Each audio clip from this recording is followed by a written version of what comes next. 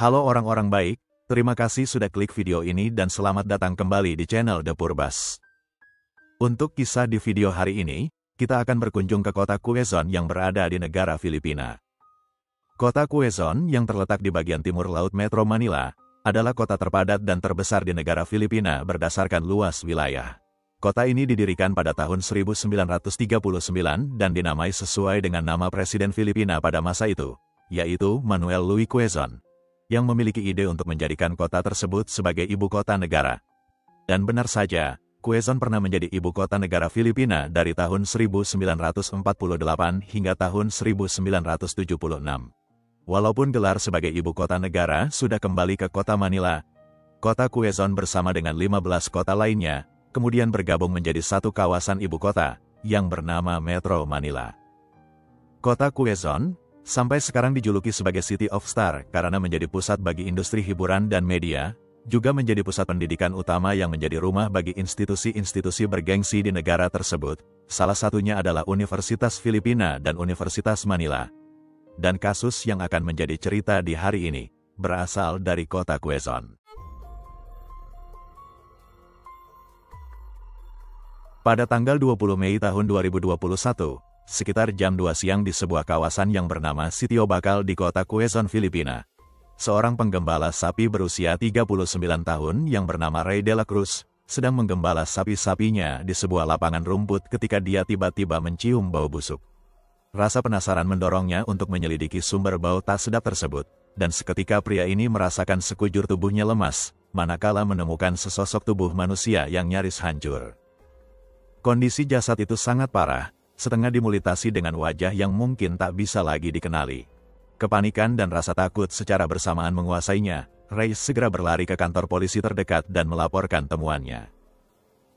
Dalam waktu kurang dari 30 menit, sejumlah polisi sudah berada di tempat kejadian dan memasang garis polisi di area tersebut.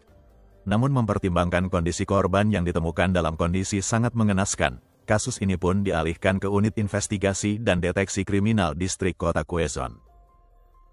Di TKP, polisi mendapati jasad seorang wanita yang telanjang dan mulai membusuk. Sekujur tubuhnya penuh dengan luka yang sudah dipenuhi belatung, dan ada kotoran manusia di sekitar tubuh tersebut. Wajah dan kepalanya ditutupi oleh ranting-ranting serta dedaunan. Sangat jelas terlihat bahwa wanita ini telah menghadapi insiden yang kejam di akhir hidupnya. Setelah menyingkirkan ranting dan dedaunan, detektif akhirnya melihat wajah korban, yang tampaknya telah dihantam benda keras berkali-kali hingga tidak bisa lagi dikenali. Mempertimbangkan cuaca yang panas, tim investigasi memperkirakan bahwa korban sepertinya sudah meninggal sekitar 48 jam yang lalu. Selain luka di bagian kepala, ada juga luka di area pinggang ke bawah, dengan sebatang kayu yang tertancap di alat kelimin korban. Satu-satunya petunjuk yang ditemukan pada tubuh korban adalah sepasang tato di kedua lengannya. Satu tato bergambar berlian, dan tato satunya adalah sebuah kata atau nama yang bertuliskan Iseng. Tidak ada barang pribadi seperti dompet, handphone, atau tanda pengenal yang berhasil ditemukan di sekitar area untuk membantu mengidentifikasi korban, kecuali beberapa pakaian yang berlumuran darah dan kotor, yaitu piyama motif kotak-kotak, kaos berwarna putih, celana dalam berwarna biru, serta selembar kain hitam yang sepertinya adalah korset atau stagen. Detektif dan tim forensik berasumsi bahwa barang-barang ini adalah milik korban. Detektif kini harus menentukan, apakah ini adalah insiden perampokan yang gagal dan berakhir dengan pembunuhan, atau ini adalah sebuah pembunuhan yang disengaja. Namun mengingat tingkat kebrutalan yang jelas terlihat pada jasad korban, siapapun pelakunya, pasti memiliki dendam atau kebencian yang sangat besar terhadap korban. Misteri selanjutnya yang harus diungkap oleh polisi adalah siapa sebenarnya korban ini, dan detektif hanya bisa mengidentifikasi korban berdasarkan satu-satunya petunjuk yang mereka punya, yaitu sepasang tato di lengan korban. Saat sejumlah polisi tiba di lokasi, sekumpulan warga dengan rasa penasaran segera mengerumuni TKP. Beberapa dari mereka menatap dengan rasa ngeri sambil berbisik-bisik, namun tak sedikit pula yang sepertinya sangat antusias. Spontan menjadi wartawan dadakan, mengambil foto, dan mengunggah foto-foto tersebut ke media sosial.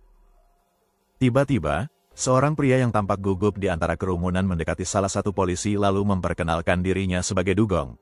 Dan yang lebih mengejutkan lagi, Dugong berkata bahwa dia mengenal korban. Menurut Dugong, korban adalah temannya yang bernama Nuri Bitria, atau lebih dikenal dengan nama panggilan, Ibeng Mayor.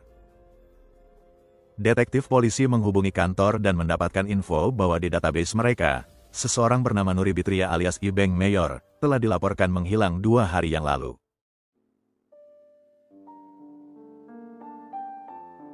Nuri Bitria alias Ibeng Mayor adalah seorang pria transgender berusia 21 tahun, yang lahir sebagai perempuan dan mengidentifikasi dirinya sebagai laki-laki. Dia seorang konten kreator dengan 70.000 pengikut di sosial media, utamanya di aplikasi TikTok. Ibeng Mayor sangat aktif di platform tersebut, mengunggah konten setiap hari dan mendapatkan pengikut yang loyal serta penghasilan dari endorse produk. Ibeng juga merupakan anggota komunitas LGBT, yang disukai teman-temannya dan memiliki circle pergaulan yang luas. Menurut ibunya yang bernama Cherry Tria, Ibeng Mayor adalah seorang pekerja keras dan menjadi tulang punggung keluarga. Dia berhenti dari kuliah dan mulai bekerja sebagai pelayan di restoran untuk mendukung kondisi finansial keluarga, sampai kemudian, dia memutuskan untuk pindah ke kota San Fernando di Provinsi Pampanga, bertemu dan menjalin hubungan dengan seorang kekasih wanita, yang sering muncul di dalam postingan TikTok-nya. Pada pertengahan bulan Mei tahun 2021, Ibeng sepertinya terlibat pertengkaran besar dengan kekasihnya itu, jadi dia memutuskan pulang ke kampung halamannya di kota Quezon untuk menenangkan diri. Ibeng tiba di rumah orang tuanya pada tanggal 14 Mei tahun 2021, dan selama 3 hari berikutnya, dia hanya berdiam diri di rumah. Barulah pada tanggal 17 Mei tahun 2021, Ibeng Mayor memberitahu keluarganya bahwa dia mau pergi keluar dan minum-minum bersama sahabatnya sejak kecil, yaitu Sander Gal de la Cruz. Seorang teman lain yang bernama Kristal, juga akan bergabung dengan mereka nanti. Mungkin Ibeng ingin curhat tentang masalah cintanya, mungkin juga dia hanya akan minum-minum karena ingin melampiaskan kekesalannya terhadap sang kekasih. Namun yang pasti, hingga pagi hari, Ibeng tak kunjung pulang ke rumah. Bahkan hingga menjelang siang hari di tanggal 18 Mei tahun 2021, dia masih belum memberi kabar kepada keluarganya. Cherry Tria sang ibu yang merasa khawatir mulai menghubungi beberapa orang, dan bertanya apakah mereka melihat Ibeng. Namun tak satu pun yang mengaku tahu di mana Ibeng berada. Yang lebih meresahkan lagi, Ibeng biasanya selalu memposting sesuatu di akun Facebook atau TikTok-nya, dan pada hari itu, dia belum mengunggah postingan apapun. Sehari kemudian pada tanggal 19 Mei tahun 2021, masih belum ada kabar dari Ibeng Mayor. Keluarganya sudah tidak bisa lagi mencoba untuk berpikir positif, jadi mereka memutuskan untuk meminta bantuan polisi. Nama Ibeng Mayor masuk ke dalam daftar orang hilang, investigasi atau upaya pencarian pun dimulai. Namun walaupun pihak kepolisian sudah mengerahkan sejumlah petugas untuk menemukan Ibeng, tetap saja tidak ada hasil. Hingga hari pun berganti ke tanggal 20 Mei tahun 2021, sekitar jam 2 siang, sesosok jasad wanita ditemukan membusuk di kawasan Sitio Bakal. Berita tentang penemuan jenazah seorang perempuan tak dikenal dengan tato di tangan, sampai juga ke keluarga Ibeng. Kabarnya, saudara perempuan Ibeng melihat sebuah postingan di Facebook, dan itu adalah berita yang sangat mereka takutkan. Kekasih saudara perempuan Ibeng yang bernama Jeremy Nicholas, memutuskan mendatangi TKP untuk memastikan apakah jenazah itu adalah Ibeng Mayor. Dan ketika Jeremy tiba di sana, dia sangat terguncang saat melihat kondisi jenazah yang hampir mustahil untuk bisa diidentifikasi. Akan tetapi pria ini kemudian memperhatikan keberadaan 2 tato yang khas di kedua lengan korban. Jeremy lalu menghampiri polisi dan berkata, "Iya benar, itu adalah Ibeng Mayor." Jeremy kemudian menelpon keluarga kekasihnya untuk menyampaikan berita terburuk dalam hidup mereka. Seluruh keluarga merasa hancur. Cherry sang ibu menangis histeris seakan-akan tidak bisa menerima kenyataan itu.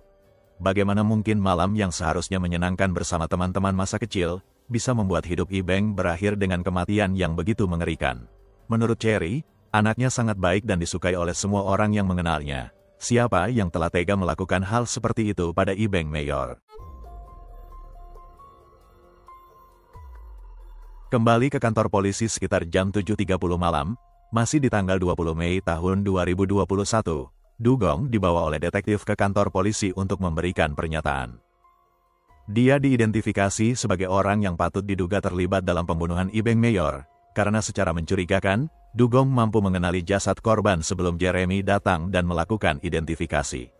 Detektif ingin menggali informasi, Apa hubungan antara Dugong dan Ibeng Mayor? Di ruang interogasi, Dugong sangat kooperatif dan bersedia membantu penyelidikan polisi. Namun detektif memperhatikan bahwa keterangan Dugong tidak konsisten, dan bahasa tubuhnya terlihat sangat gelisah.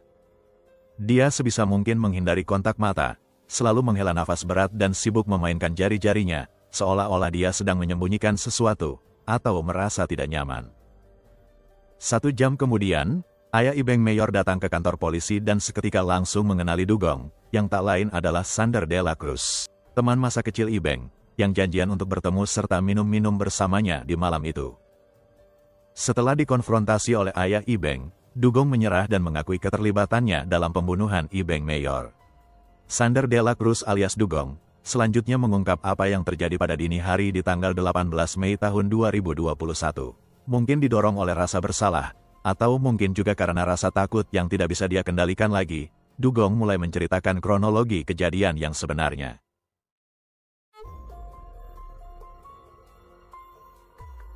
Malam hari di tanggal 17 Mei tahun 2021, 3 orang sahabat sejak kecil yaitu Ibeng Mayor, Dugong serta Kristal bertemu dan minum-minum. Mereka bercanda dan tertawa bersama, menghabiskan menit demi menit penuh kebahagiaan seperti waktu-waktu dulu. Hingga kemudian menjelang tengah malam, Kristal berkata bahwa dia harus pulang. Ibeng dan Dugong mengantar gadis itu ke rumah, sementara mereka berdua berencana untuk lanjut lagi menghabiskan waktu bersama. Kristal yang kemudian juga ditanyai oleh detektif, membenarkan kejadian itu dan berkata bahwa teman-temannya mengantarnya pulang pada jam 2 dini hari. Lalu pada jam 3, Kristal menerima pesan teks dari Ibeng melalui aplikasi media sosial, di mana Ibeng berkata bahwa dia juga sudah berada di rumah. Pada saat itu, Kristal merasa ada sesuatu yang aneh. Setiap kata di pesan teks tersebut tidak seperti gaya bahasa Ibeng biasanya. Namun karena dia sudah lelah dan merasa ngantuk, Kristal mengabaikan kecurigaannya dan pergi tidur.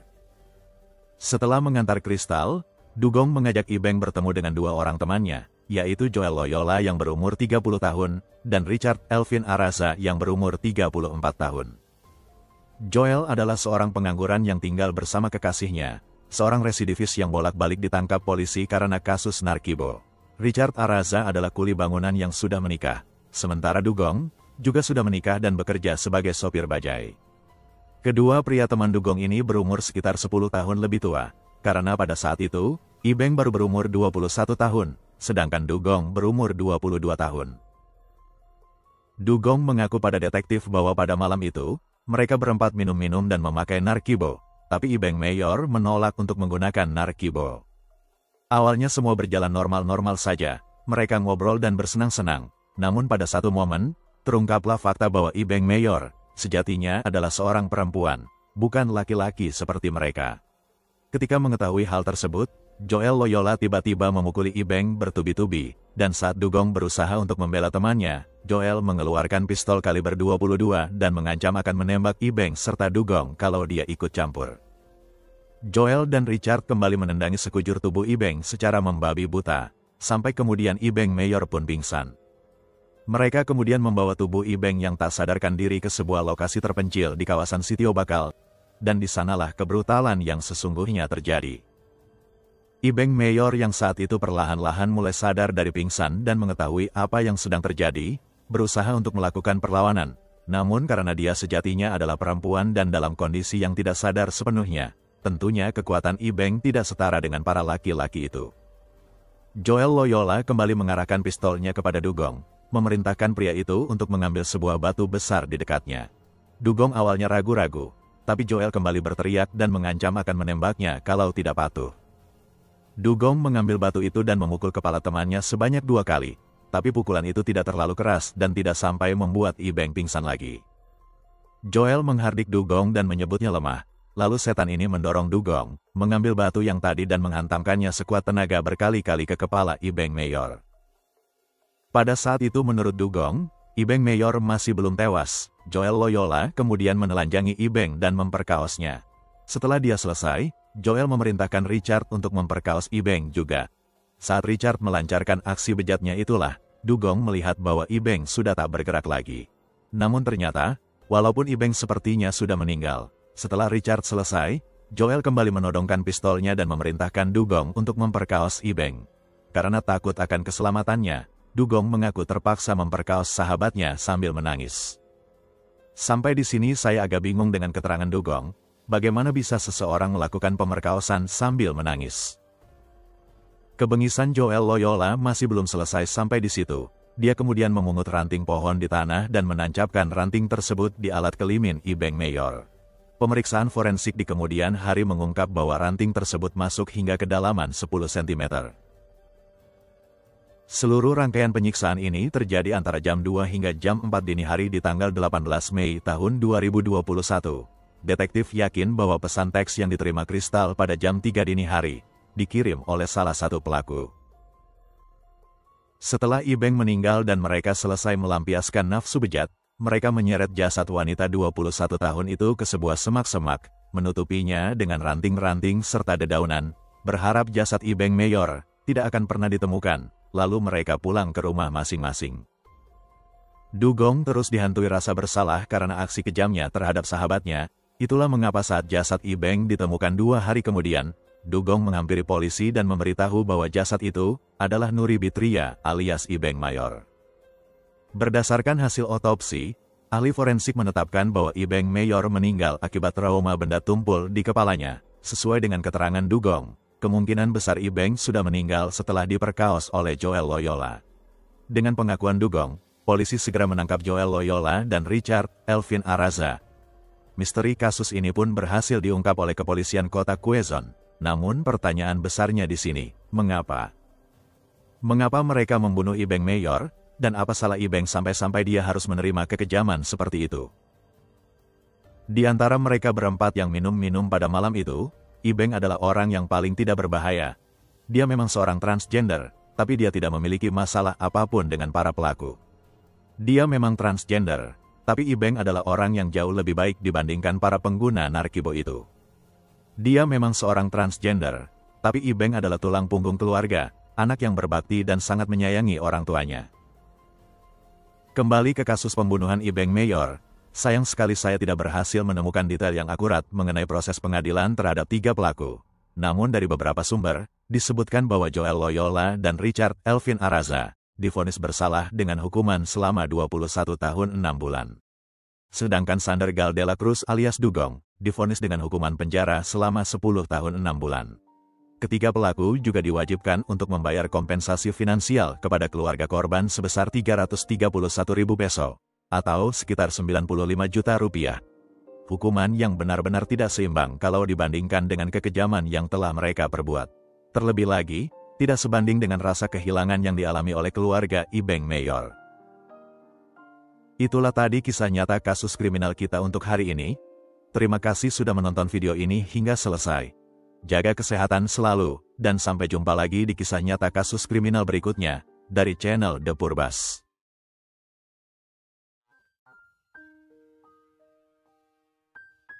Terlahir sebagai perempuan dengan nama Tina Brandon, pada tanggal 12 Desember tahun 1972 di kota Lincoln, Nebraska, Amerika Serikat.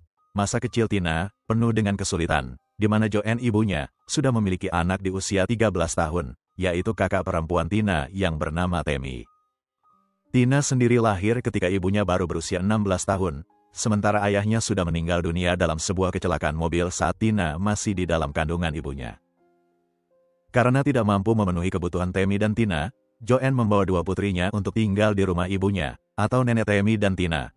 Namun tragisnya, Tammy dan Tina malah mendapat pengalaman buruk dari paman mereka. Ketika nenek dan ibu mereka pergi bekerja, si paman yang masih remaja malah melakukan pelecehan terhadap Tammy dan Tina. Pengalaman ini menjadi trauma yang mereka bawa hingga beranjak dewasa. Di tahun 1975, Joanne bertemu dengan seorang pria dan menikah. Mereka bertiga lalu pindah ke rumah si ayah tiri, Tammy dan Tina, akhirnya bisa terbebas dari si paman setan. Namun ternyata, ayah tiri mereka adalah seorang monster. Pria itu adalah pemabuk dan sering melakukan aksi KDRT kepada Joanne ibu mereka. Tak sampai di situ, setiap kali ada kesempatan, si ayah tiri pun mulai berani menyentuh Tammy dan Tina. Syukurlah 5 tahun kemudian, Joanne memutuskan untuk meninggalkan pria itu, walaupun hidup mereka kemudian jadi serba kekurangan.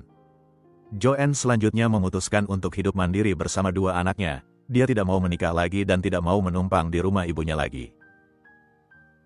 Pengalaman buruk mereka dengan si paman dan ayah tiri mempengaruhi kejiwaan Tammy dan Tina. Terkhusus untuk Tina, dia mulai membangun benteng pertahanan dengan cara merubah sikap dan penampilannya seperti anak laki-laki.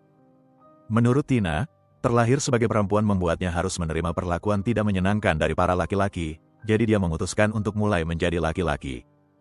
Di sekolah dasar, walaupun bergaya tomboy, Tina masih menggunakan pakaian anak perempuan. Barulah ketika dia sudah masuk sekolah menengah, Tina memutuskan untuk berontak dan mengubah jati dirinya. Walaupun secara administrasi dia terdaftar sebagai murid perempuan, Tina menampilkan citranya sebagai remaja pria. Tina memotong pendek rambutnya, memakai kaos dan celana seperti laki-laki, dan secara kebetulan Tina memiliki tubuh yang kurus, jadi dia tidak begitu repot menyembunyikan bagian dadanya.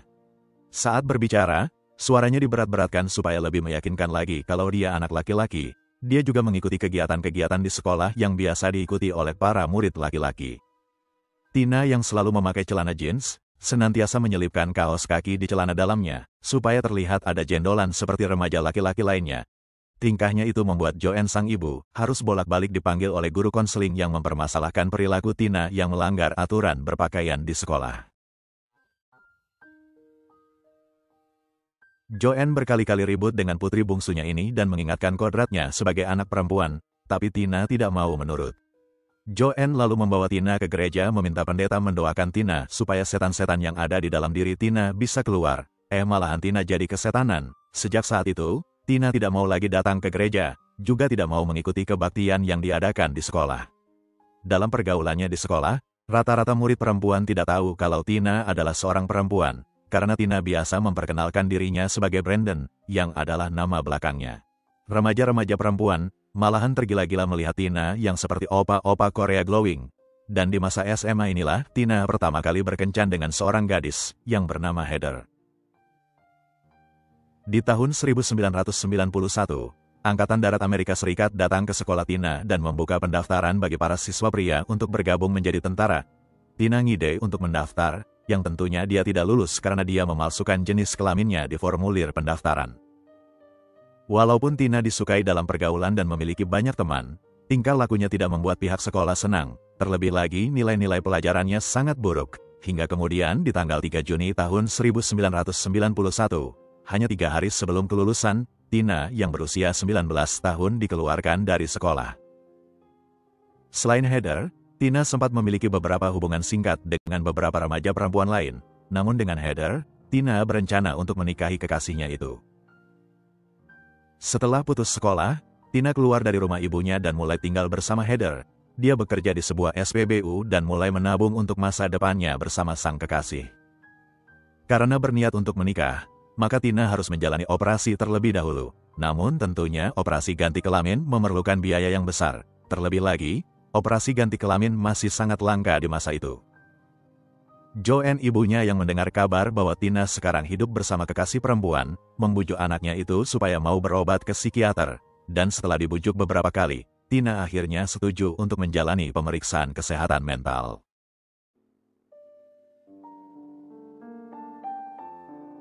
Dokter psikiater yang menanganinya, mendiagnosis Tina dengan gejala krisis identitas yang parah dan gangguan kepribadian.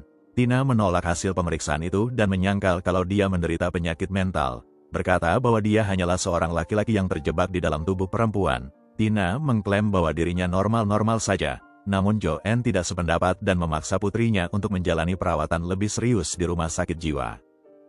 Pemaksaan ini berujung dengan kenekatan Tina yang mencoba melakukan aksi bundir. Untungnya dia berhasil diselamatkan tepat waktu. Dan ketika dia menjalani perawatan di rumah sakit inilah, Tina kemudian bercerita kepada ibunya mengenai pelecehan yang dia alami dulu. Alasan dibalik keputusan yang membuatnya ingin menjadi laki-laki, tak lain supaya dia tidak mengalami kejadian serupa di masa depan.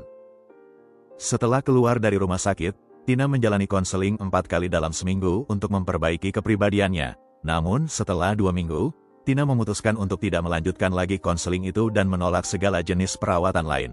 Sejak saat itu, Tina mulai bekerja keras untuk mendapatkan uang, demi bisa menghidupi dirinya sendiri dan untuk biaya operasi ganti kelamin. Selain butuh uang untuk biaya operasi, Tina juga bergaya seperti Don Juan yang royal menghadiahi kekasihnya dengan barang-barang mahal. Namun karena dia terlalu memaksakan diri, Tina mulai melakukan pencurian di toko-toko. mencuri kartu ATM, dan menggunakan kartu kredit milik orang lain. Selain itu, Tina juga melakukan penipuan cek palsu dengan menggunakan nama ayahnya yang sudah lama meninggal. Semua uang itu lebih banyak dihabiskan untuk membeli hadiah-hadiah bagi Heather kekasihnya. Buntut dari aksi kriminalnya, pada bulan Oktober tahun 1991, Tina ditangkap karena pemalsuan cek. Dia menerima hukuman 18 bulan masa percobaan. Pada bulan Maret tahun 1992, dia tidak hadir untuk melapor sebagai syarat masa percobaannya, sehingga mendorong pihak pengadilan mengeluarkan surat perintah penangkapan. Untuk menghindari kejaran polisi, Tina kabur ke Falls City yang berada di Richardson County, negara bagian Nebraska. Di tempat baru ini, tidak ada orang yang mengenalnya, jadi dia bisa lebih leluasa menggunakan jati dirinya sebagai seorang laki-laki bernama Brandon. Tina yang sekarang sudah menjadi Brandon, tinggal di rumah kos milik seorang wanita yang bernama Lisa Lambert. Dia adalah seorang janda yang memiliki usaha kos-kosan, di mana selain Brandon, juga ada anak kos lain yang diantaranya adalah Leslie Tisdale dan Marvin Nissen. Brandon beradaptasi dengan cepat, dan berteman dengan semua orang itu, mulai dari Lisa si pemilik kos, hingga semua anak kos lainnya, yang tanpa mereka sadari kalau pemuda bernama Brandon ini, sebenarnya adalah seorang wanita. Brandon memiliki dua teman akrab, yaitu Thomas Nissen, adik dari Marvin Nissen, dan teman Thomas yang bernama John Lotter. Brandon juga mulai berkencan dengan seorang gadis bernama Lana, adik dari Leslie Tisdale.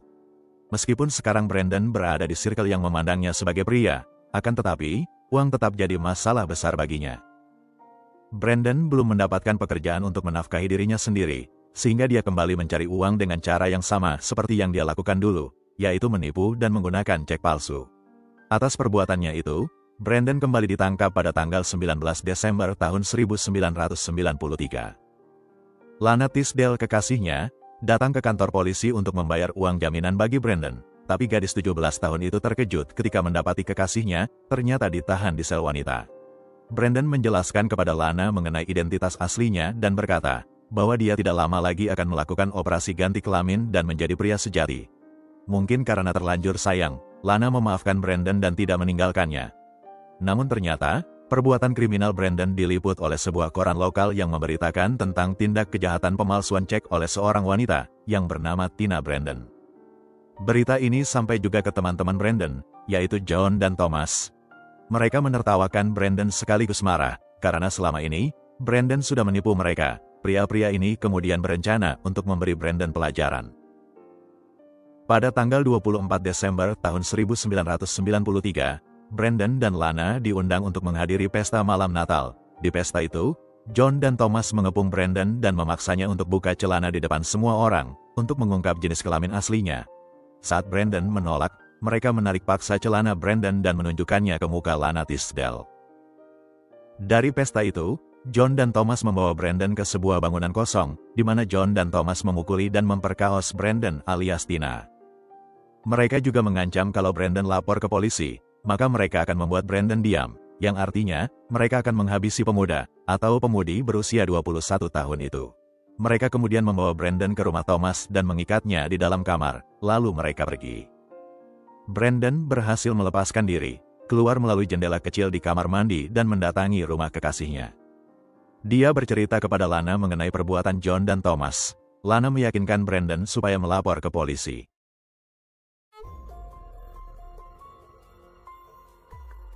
Setelah menjalani perawatan di rumah sakit, Brandon benar-benar melapor ke polisi.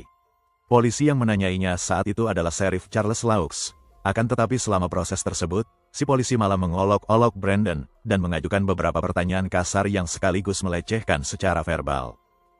Sheriff Charles lebih lanjut malah berkata bahwa wajar saja kalau mereka memasukkan jari mereka ke Miss V. Brandon. Mereka hanya ingin memastikan apakah Brandon laki-laki atau perempuan. Kalimatnya saja sudah sangat salah. Karena John dan Thomas bukan cuma memasukkan jari, melainkan memperkaos Brandon berulang kali. Sampai di satu titik, Brandon menyerah dan tidak ingin menjawab lagi pertanyaan dari Sheriff Charles. Laporannya tidak ditanggapi secara serius oleh Sheriff goblok itu, yang tidak melakukan apa-apa terhadap Thomas dan John. Dia tidak percaya dengan laporan Brandon, karena sebelumnya, Brandon sudah beberapa kali ditahan dan mengaku sebagai laki-laki, tapi sekarang dia malah mengaku sebagai perempuan yang diperkaos. John dan Thomas yang kemudian tahu kalau Brandon melapor ke polisi, mereka pun mendatangi rumah kosan milik Lisa. Sekitar jam 1 dini hari di tanggal 31 Desember tahun 1993, Thomas dan John menerobos masuk ke rumah Lisa. Mereka menemukan Lisa di tempat tidur dan bertanya di mana Brandon. Lisa berkata kalau Brandon tidak ada di rumah, tapi dua begundal itu tidak percaya. Mereka mendobrak pintu kamar Brandon dan mendapati gadis itu bersembunyi di bawah ranjang. Thomas dan John kemudian menembak Brandon dan Lisa hingga tewas. Setelah itu, mereka memeriksa kamar lain dan mendapati seorang pria yang bernama Philip berada di kamar Leslie. Philip adalah pacar Leslie, kakaknya Lana yang sedang menginap di sana, tapi Leslie saat itu sedang berada di rumah orang tuanya. John dan Thomas juga membunuh Philip. Setelahnya kedua pria itu pergi membuang senjata dan sarung tangan mereka ke sungai yang membeku dan kembali ke Falls City. Mereka ditangkap beberapa jam kemudian, dan ditetapkan sebagai tersangka atas pembunuhan 3 orang, yaitu Tina Brandon, Lisa Lambert, dan Philip Devin. Dalam interogasi dan di ruang sidang, Thomas Nissen membuat perjanjian dengan jaksa dan menjadi saksi yang memberatkan John Lotter. Dia menuding John yang melakukan semua pembunuhan itu, sementara dia sendiri hanya berada di sana menyaksikan perbuatan John. Thomas Nissen selanjutnya ditetapkan bersalah dalam dakwaan pemerkosaan dan menjadi kaki tangan pembunuhan terhadap 3 korban. Hakim memvonisnya dengan hukuman penjara seumur hidup. John Lotter menyangkal kesaksian Thomas Nissen dan berkata justru Thomas lah yang menjadi eksekutor di malam itu. Namun juri tetap memutuskan John Lotter sebagai pelaku utama atas 3 pembunuhan. Hakim lalu memvonis John Lotter dengan hukuman mati. Kedua terpidana sempat melakukan banding, namun dalam sidang banding, hakim tetap menetapkan mereka bersalah dan vonis mereka tetap sama. 13 tahun kemudian, di tahun 2007, Thomas Nissen mencabut kesaksiannya terhadap John dan berkata bahwa dialah yang menjadi eksekutor di malam itu, bukan John. Berdasarkan perubahan tersebut, John mengajukan peninjauan kembali atas vonisnya di tahun 2009, namun upayanya untuk lolos dari hukuman mati tetap gagal. Pihak kejaksaan berpendapat bahwa walaupun ada perubahan dalam kesaksian Thomas Nissen, tetap saja faktanya mereka berdua terlibat dalam pembunuhan yang menelan 3 korban di tanggal 31 Desember tahun 1993 yang lalu. Beberapa upaya hukum lain dilakukan oleh Thomas Nissen dan John Lotter untuk mengurangi hukuman mereka hingga tahun 2018. Namun Mahkamah Agung tetap menolak banding kasasi dan peninjauan kembali kasus mereka. Selanjutnya, kita beralih ke Sheriff Charles Laux yang menangani laporan Tina Brandon pada waktu itu. Joanne, ibu Tina, menggugat Sheriff Charles karena telah menjadi penyebab tidak langsung atas pembunuhan putrinya. Interogasi Sheriff Charles yang tidak pantas juga dikritisi oleh banyak pihak. Joanne memenangkan gugatan terhadap Sheriff Charles, dan sheriff itu diwajibkan untuk membayar kompensasi finansial sebesar $80.000. Di tahun 1999, film Boys Don't Cry diproduksi berdasarkan kisah hidup Tina Brandon. Namun ketika film itu dirilis, Lana Tisdale menggugat produser film tersebut karena telah menggunakan nama aslinya tanpa izin. Dia juga mengklaim bahwa beberapa bagian di film itu tidak sesuai dengan kejadian yang sebenarnya. Lana Tisdale memenangkan gugatan tersebut, tapi tidak dipublish berapa besar nominal yang dia terima. Joanne memakamkan Tina Brandon putrinya dengan tetap menggunakan identitas aslinya, yaitu sebagai perempuan.